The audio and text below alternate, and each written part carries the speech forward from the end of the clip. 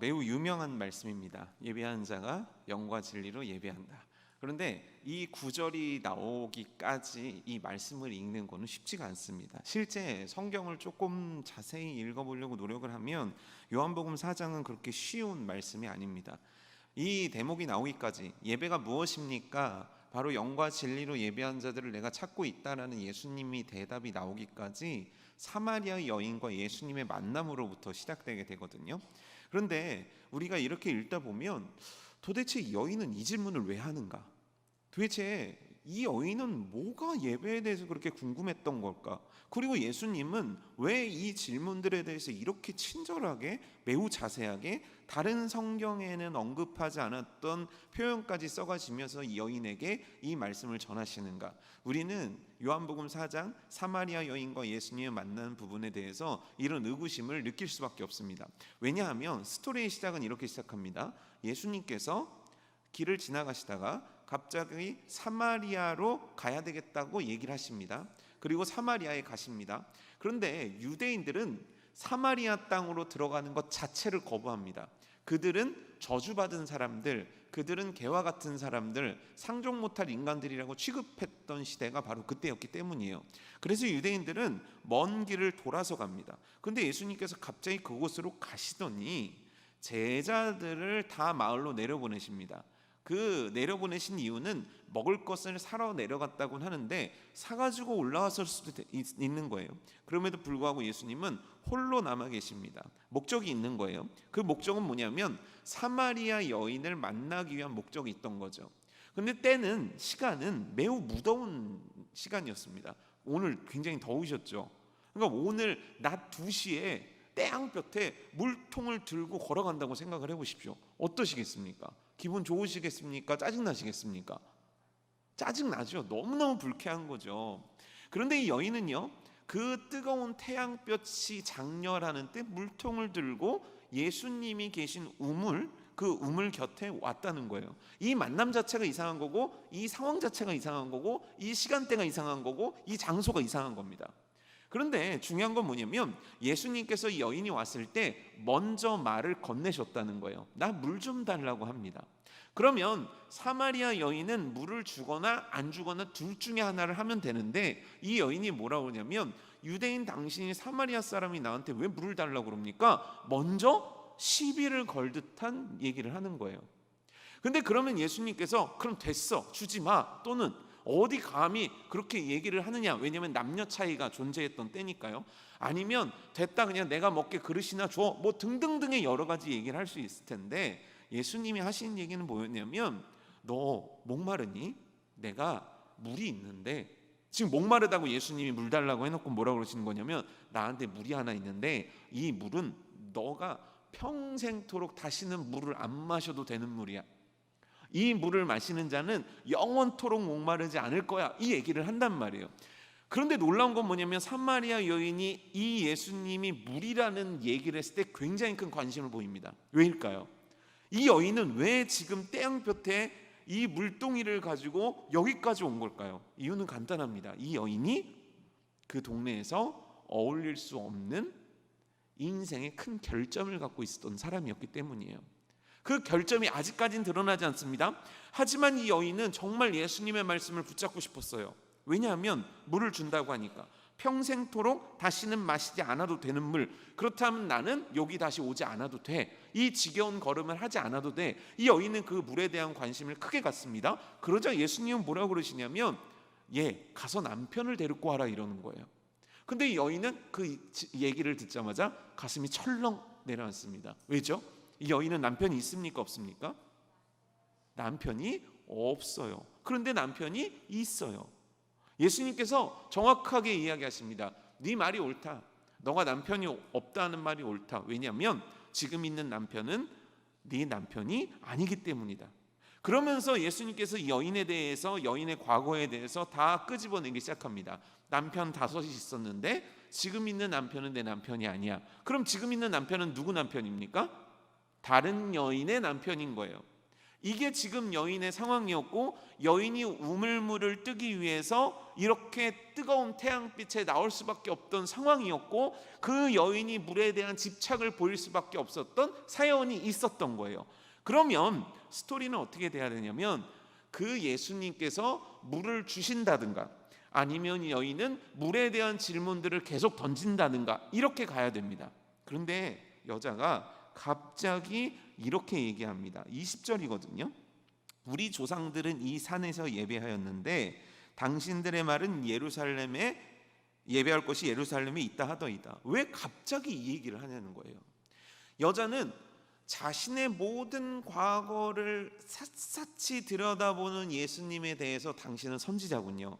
하나님이 보낸 사람이군요. 제가 거기까지는 알 것 같습니다. 그런데요, 당신들의 말을 듣자 하니까 당신들은 사마리아에서 예배드리는 건 안 된다고 하고 예루살렘에서만 예배를 드린다고 대답을 하던데 그건 어떻게 된 겁니까? 라는 질문을 던지는 거예요. 왜 갑자기 물 얘기가 나오더니, 갑자기 남편 얘기가 나오더니 왜 갑자기 예배 얘기가 나오는 걸까요? 사실 띄어서 보면 아무 문제 없습니다. 그런데 연결해서 보면 매우 이상합니다. 이 여자가 도대체 뭐길래 이런 질문을 던지냐는 거예요.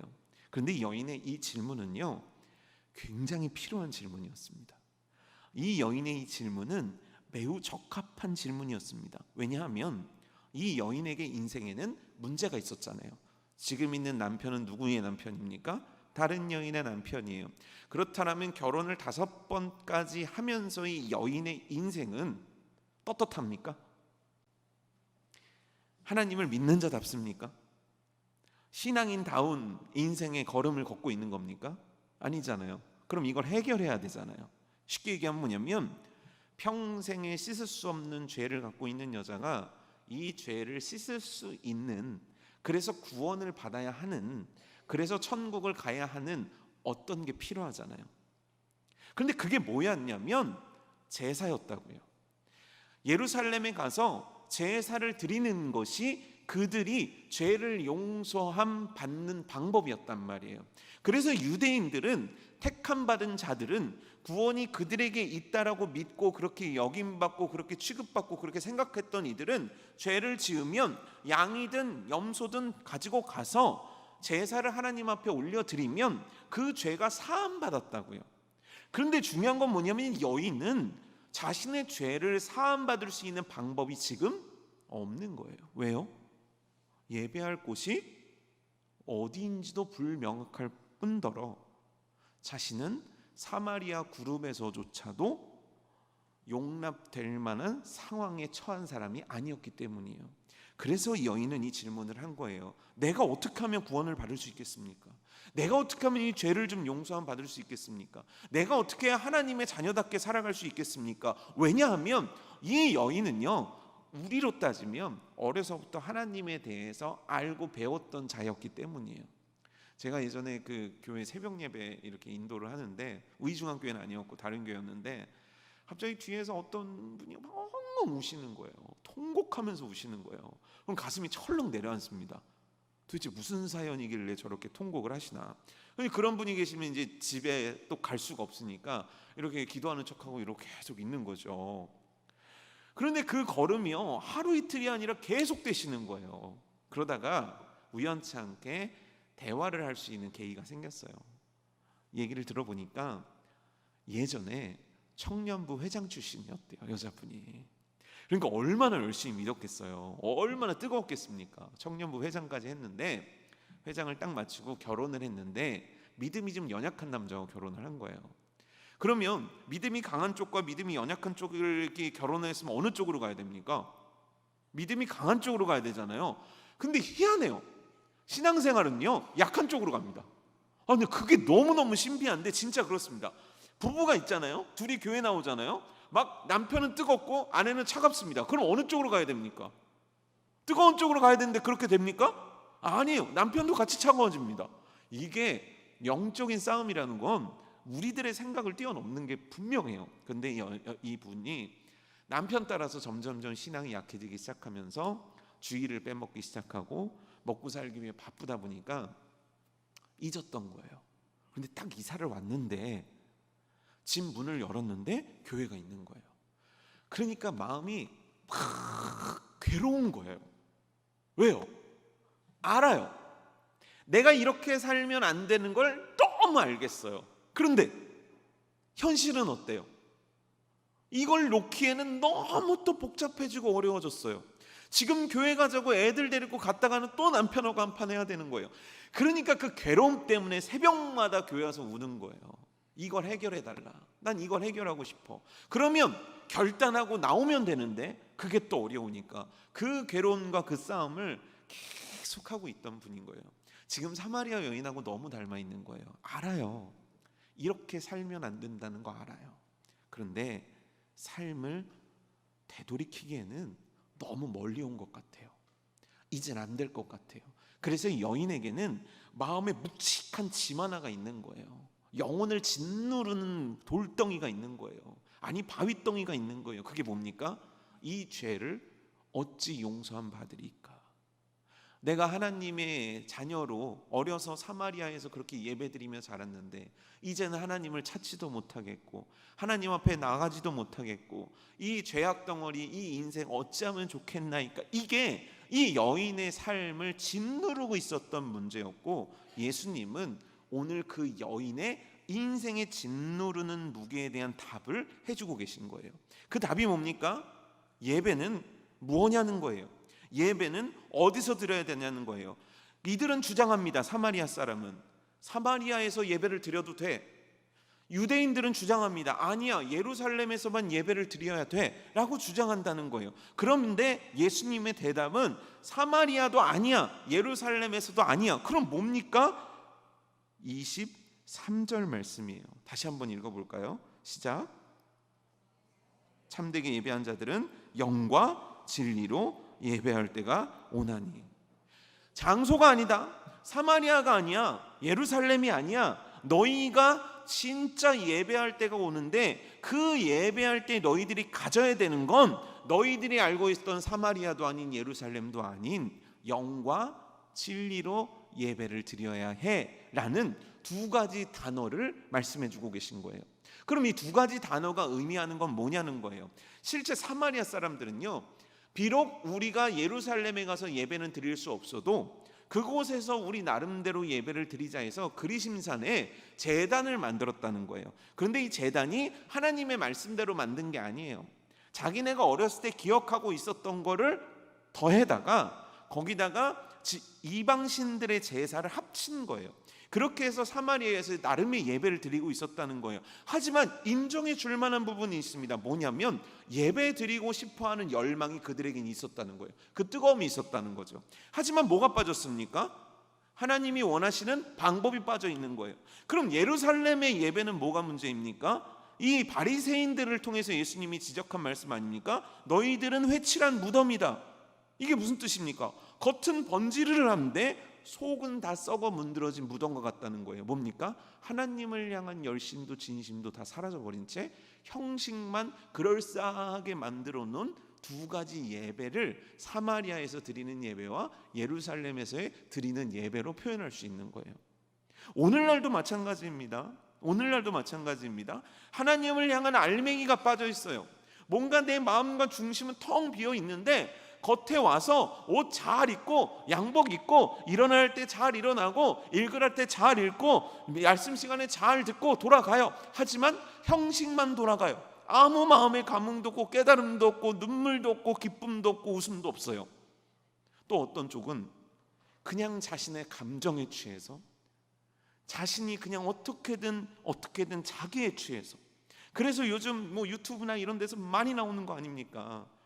신비주의를 막 따라가는 현상들, 내 만족을 위해서 막 쫓아가려는 현상들, 이런 것들이 오늘날에도 사마리아에서 드리는 예배와 예루살렘에서 드리는 예배를 오늘도 우리는 경험하고 있다는 거예요. 근데 아니라는 거예요. 사마리아에서 드리는 예배도 틀린 거고 예루살렘에서 드리는 예배도 틀리다는 거예요. 그럼 뭐가 진짜입니까? 영과 진리로 예배드려야 된다는 거예요.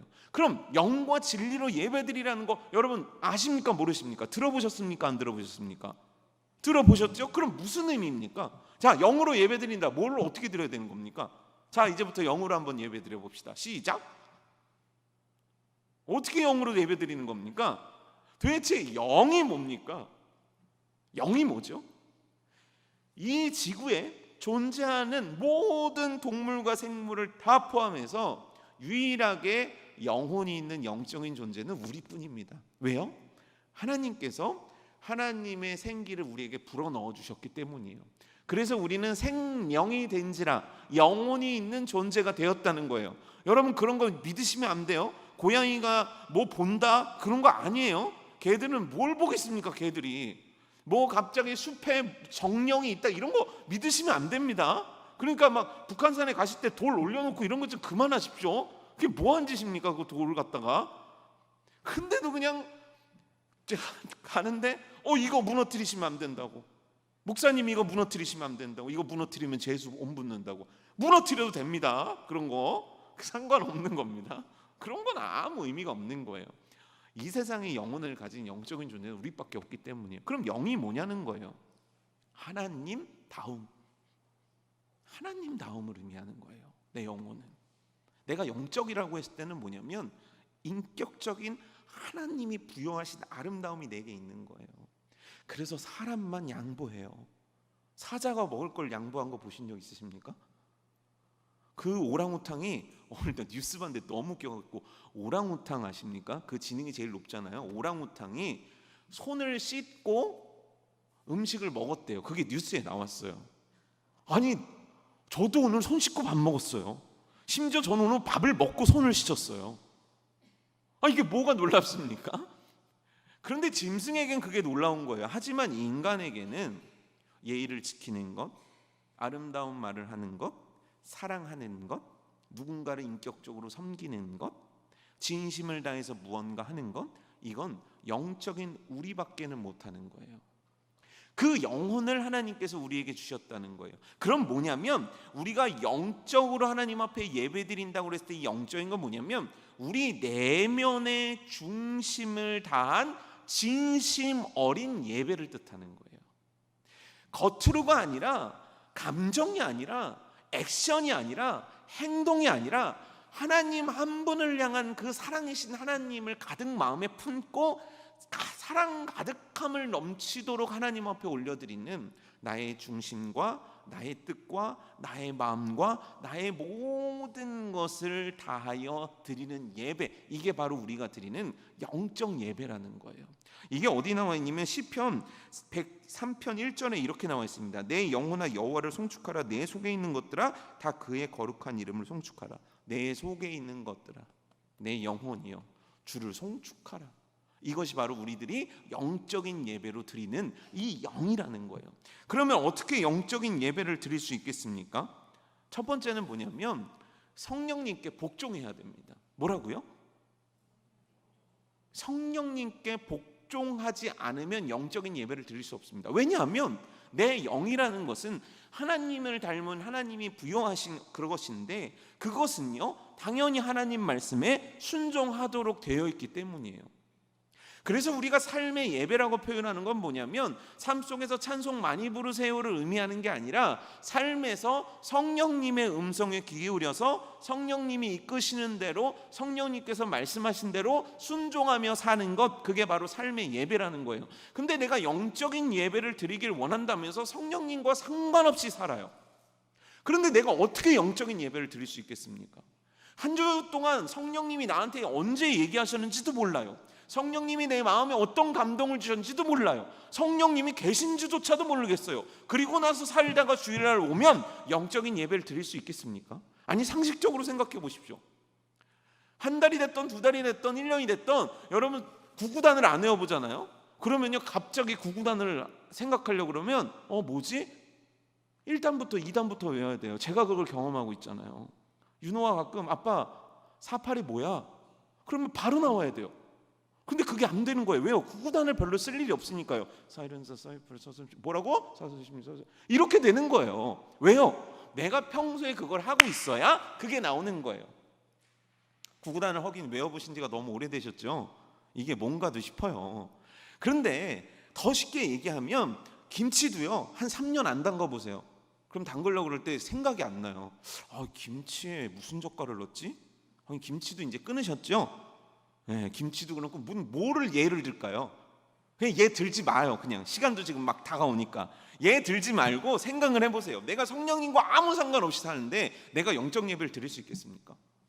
말이 안 되는 거죠. 오늘 성령님의 음성에 귀 기울일지 모르고, 오늘 성령님께서 깨닫게 하는 마음이 뭔지도 모르고, 그걸 캐치해낼 줄도 모르고, 그걸 들을 줄도 모르고, 그걸 순종도 하지 않으면 과연 내가 영적인 예배를 하나님 앞에 드릴 수 있겠냐는 겁니다. 여러분, 우리들의 영적 예배는요, 놀랍게도 성령님의 말씀에 순종할 때 드릴 수 있는 거예요. 기도해, 네. 일어나야지, 네. 왜 그러고 있니? 지금 어서 전도 시간인데 전도하러 같이 나가야지, 네. 말레이시아 간다는데 어떻게 그렇게 가만히 있니? 기도라도 해야지, 네.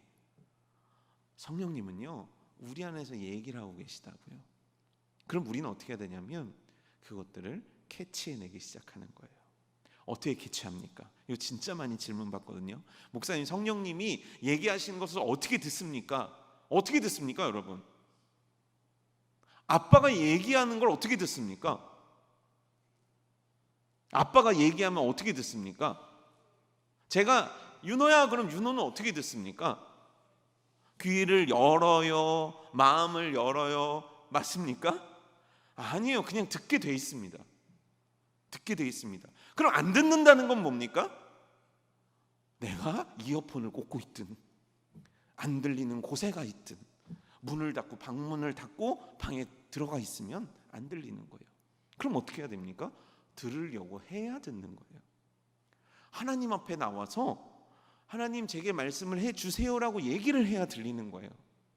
내 삶 속에서 막 있다가 빨리빨리 얘기 좀 해봐요, 이게 아니라 하나님 앞에 나와 그의 존전 앞에서 그의 음성 듣기를 구할 때 들을 수 있는 거예요. 잘 생각해 보십시오. 우리는 성령님의 음성을 어디서 듣기 원합니까? 급한 선택의 순간.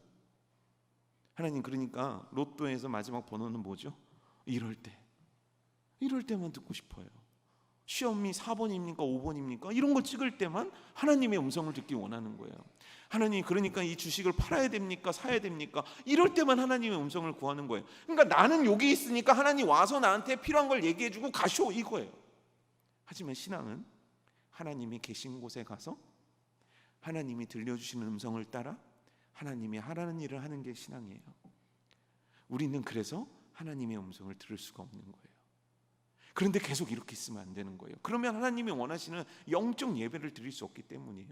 사랑하는 성도 여러분들이요, 주님께서 원하시는 그 음성을 들으시는 것이 저와 여러분 되기를 축복합니다.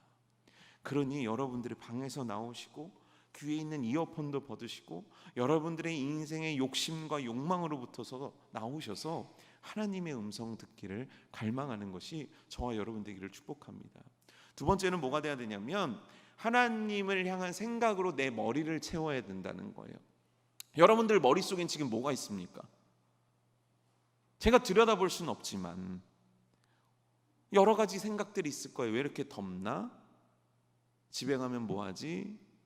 오늘 밤에는 어떤 드라마가 하지? 이제 뭘 먹으면 되지? 이제 말레이시아 팀 같은 경우는 빨리빨리 예배 끝나고 가서 연습이나 하고 집에 갔으면 좋겠다, 뭐 등등등의 생각들이 있을 거예요. 그러면 그 잡다한 생각들이 있는데 하나님을 중심으로 해서 내 마음 다한 예배를 드릴 수 있겠습니까? 그래서 어떻게 해야 되냐면 내 생각 속에 하나님으로 채우는 일을 해야 돼요. 이걸 뭐라고 그러냐면 묵상이라고 하는 거예요. 그래서 여러분 교회 오시면 제가 오전에 이걸 막 권사님들한테 했더니 막 권사님 한 분이 막 그러시더라고요. 목사님이 막 여기도 찌르고 저기도 찔렀다는 거예요. 제가 무슨 얘기를 했냐면 권사님들 교회 오시면 뭐 하시냐고, 교회 주일 예배 오시면 뭐 하시냐고, 무슨 얘기를 그렇게 수다를 그렇게, 권사님들 보면 수다, 그리고 막 가서 자리까지 옮겨서 막 인사하시잖아요. 얼마나 반가우시면 그래. 난 그거 너무 이해되거든요. 그리고 나서 막 반가우시니까 어제 만드셨던 반찬도 막 검은 봉다리가 막 나오고 막 제가 막 그 얘기를 했거든요. 다 어른들은 그래요. 그런데 그걸 나쁘다 하지 말라가 아니에요. 얼마나 정겹습니까? 근데 중요한 건 뭐냐면 하나님 앞에 나오면 먼저 내 생각에 하나님으로 채우는 일을 해야 돼요. 우리가 이게 자연스럽지가 않아요. 그렇잖아요. 삶을 살다 보면 하나님은 지금 어떤 생각을 하실까? 하나님은 날 보고 어떤 마음을 가지실까? 하나님은 나에게 지금 뭐라고 말씀하실까? 우리가 하나님을 향한 생각으로 실제 머릿속에 채워지는 시간은 길지 않아요. 길지 않습니다. 그래서 우리들은 예배 전에 뭐를 했냐면 내 머리를 하나님에 대한 생각으로 채우는 일들, 하나님을 향한 생각, 묵상을 해야 되는 거예요. 그런 다음에 어떻게 되냐면 내 마음이 오직 하나가 될 수 있도록 내 마음을 전심으로 모으는 게 필요한 거예요.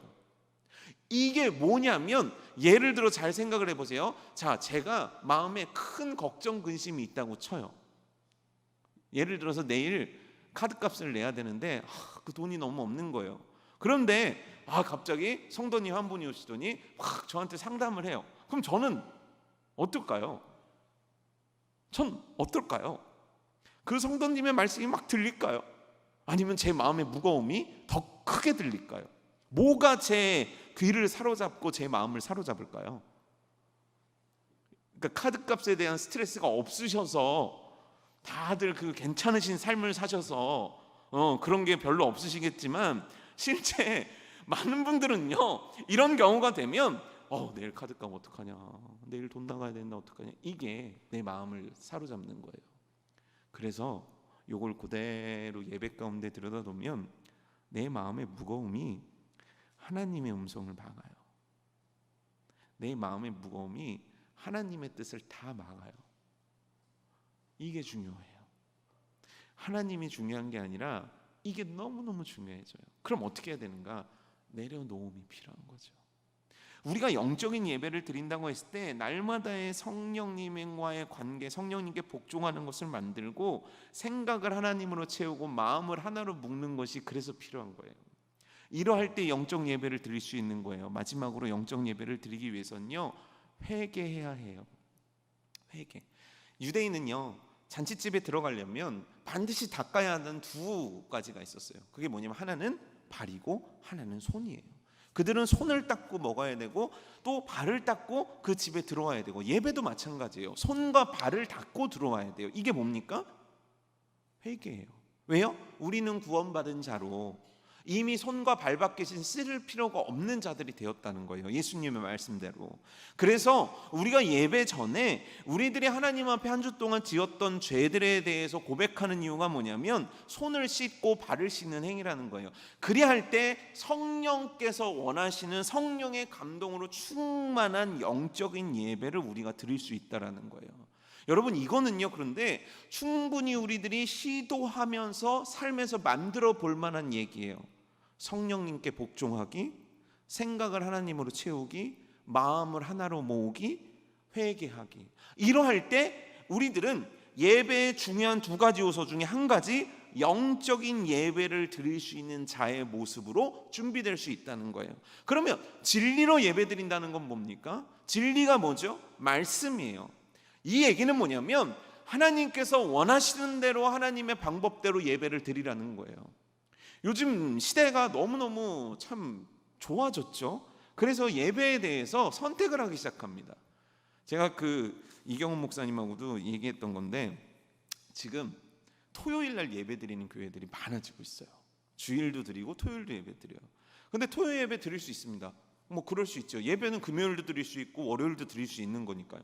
근데 토요일 날 예배 어떻게 되냐면 토요 주일 예배라고 드리는 거예요.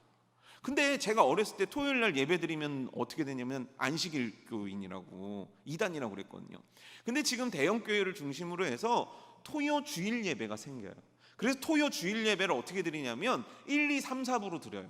그리고 1, 2, 3, 4부 때 그 교회 담임 목사님이 설교를 합니다. 그리고 주일날에는 담임 목사님이 일부 설교까지만 하고 나머지들은 다른 목사님들이 합니다. 이 얘기가 뭡니까? 무게중심을 어디에 심는다는 거예요? 토요일날 싣고 있다는 거예요. 그리고 그렇게 딱 시행해 보니까 성도들의 반응이 너무 좋다는 거예요. 너무 좋다는 거예요. 그 대형교회가 어떤 신학적인 검증 없이 그렇게 하지는 않았을 거예요. 뭔가 그럴 수 있는, 그러야만 하는 당위성들을 만들고서는 그렇게 할 거예요. 근데 저는 거기에 한 가지 질문을 던지고 싶다는 거죠. 뭐냐면 누구 좋은 예배냐는 거예요. 왜 주일을 말고 토요일을 선택하냐는 거예요. 왜 나오는 수고로움 말고 온라인을 선택하냐는 거예요. 왜 계속 드렸던 예배 시간이 아니라 피곤하고 늦게 일어나면 예배 시간을 바꿀 수 있게 됐냐는 거예요. 이거 누구 중심이냐는 거예요. 예배는 누구를 중심으로 드려야 되냐는 거예요. 하나님은요, 예배에 대해서 얼마나 큰 엄격함을 갖고 계셨냐면 제사를 드릴 예물을 그 멀리서부터 예루살렘까지 갖고 오라고 말씀하셨단 말이에요. 갖고 오는 과정은 어려운 거예요. 여러분, 어떻게 짐승을 가지고 상처 하나 없이 그 먼 예루살렘 길을 오를 수 있냐는 거예요. 그런데 하나님이 원하시는 건 그거였다는 거예요. 네 중심을 보여. 네 중심에 뭐가 있는지를 보여. 이게 하나님께서 우리들의 예배 가운데 원하시는 거라는 거예요. 그런데 어느 순간 우리들의 예배는 우리가 바꿔요. 우리가 마음대로 바꿔요. 그래서 우리 마음대로, 우리의 입맛대로의 예배가 실제 지금 우리가 드려지는 많은 예배들이 되고 있다는 거예요. 전 청년부를 맡고 있으니까 너무 많이 보잖아요. 그냥 안 와요. 온라인 예배 드리면 된대요. 그냥 온라인으로 퉁 치는 거예요. 그래서 왜 온라인 예배를 드렸니? 라고 그러면 전날 너무 피곤해서요 라고 얘기를 해요. 내 회사 생활이 너무 피곤해서요. 근데 우리가 배웠던 신앙은 뭡니까? 회사 때려쳐. 그럴 바엔 예배 똑바로 못 드릴 바엔 회사 때려쳐. 이게 우리가 배워왔던 신앙이란 말이에요. 저만 그렇게 배웠습니까?